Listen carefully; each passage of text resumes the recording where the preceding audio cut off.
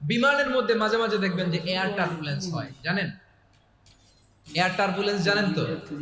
মাঝে মাঝে বিমানটা বাউন্সিং করে, bumpy, very bumpy weather.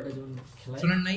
40,000 fit উপরে যখন থাকে তখন পাইলট মাঝে মাঝে বলে, dear passengers, ladies and gentleman, right now we are flying 40,000 feet above the ground and we are passing very air turbulence, very heavy air turbulence right now.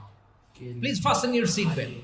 দেখবেন মাঝে মাঝে বলে যে, ভদ্র মহিলা, ভদ্র মহোদয়গণ, আমরা 40,000 ফিট উপর দিয়ে যাচ্ছি আর এয়ার টার্বুলেন্স ফেস করছি, মেহেরবানি করে আল্লাহর হস্তে সিট বেল্ট বাঁধুন।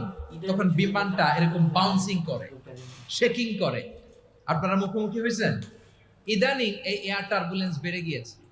গত বছর আমার ইন্টারন্যাশনাল অনেকগুলো ফ্লাইট ছিল, তো আমি দেখলাম যে আগের ফ্লাইটগুলোর তুলনায় এখন এয়ার টার্বুলেন্স খুব বেশি। আমি একটু রিসার্চ করে দেখলাম